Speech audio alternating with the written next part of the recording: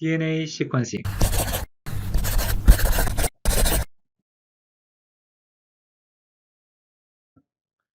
These two scientists, Walter Gilbert and Frederick Sanger, they got Nobel Prize in 1980 for the sequencing of DNA.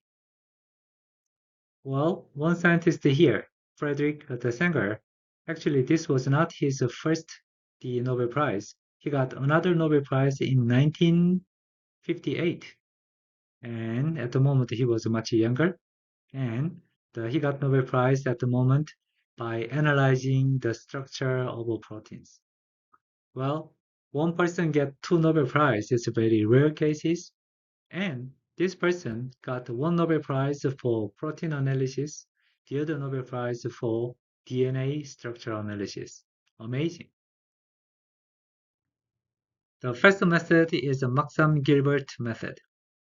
Maxam was a graduate student and Gilbert was a professor. So their approach is a chemical sequence method. DNA has four different bases, A, T, C, G, and they developed selective chemical reactions which can cleave only for G, only for C. They could not develop selective the reaction for T or A, but they got the reaction AG together or CT together. So if each reaction cleave those positions and then they run the gel, and then this gel shows the different the size of the band. And then if only you can see G, this is should be G. If it's from A plus G only, then this is A case. So through this method, they can get the sequence of the original the DNA structure like this format. So this is Maxam-Gilbert method. The other method is the Sanger sequencing. In Sanger method, instead of chemical cleavage, they utilized DNA polymerase and then they synthesized the new strand. Common DNA synthesis happens utilizing this deoxyribose, the triphosphate. Now, if you use the derivative of a deoxyribose, dideoxyribose, then once this new base is added, then there is no further elongation is possible, and this method is called as a chain termination method.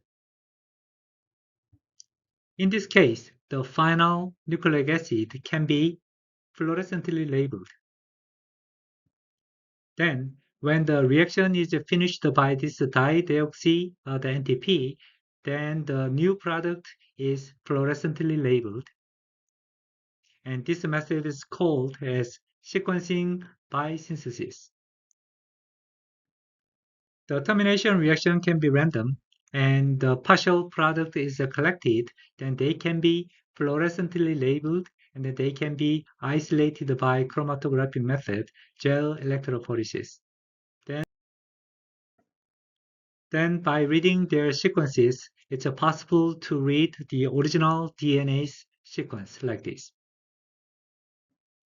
If you compare the two methods, the Sanger method and Maxam-Gilbert method, Sanger method is the enzymatic sequencing by synthesis. Maxam-Gilbert method is a chemical sequencing by cleavage. And Maxam-Gilbert method only requires the original sample of DNA. And Sanger method needs all the machineries for DNA synthesis, including enzymes. And Maxam-Gilbert method is a cleavage method, and Sanger method is a termination of DNA elongation. That means by synthesis. There is a different kind of a sequencing method, so-called pyrosequencing. Every step of the DNA synthesis, there is a byproduct. The pyrophosphate is generated. This pyrophosphate can react with adenosine 5-phosphosulfate and it can generate ATP. ATP is a biological energetic material, and then under luciferase catalytic activity, it can react with the luciferin. It can generate light. The luminescence can be generated. In this format, the ATCG, the nucleic acid building blocks, should be added one by one. Whenever it shows the luminescence signal, then you can count those new sequences. In this method, the ATCG should be added one by one. That's an important difference. Advantage of this method is you don't need to add any fluorescence motif to the molecule. Just a natural ATCG is enough. But disadvantage is you need to repeat this every time 4 times. So this is another kind of a sequencing by synthesis method. Next generation sequencing, or NGS. This technique provides super high throughput sequencing platform for many DNA fragments. So mixtures of DNA fragments is modified with adapter, and then they can be spread out to the surface of a solid, and each strand of the DNA can be amplified by local PCR.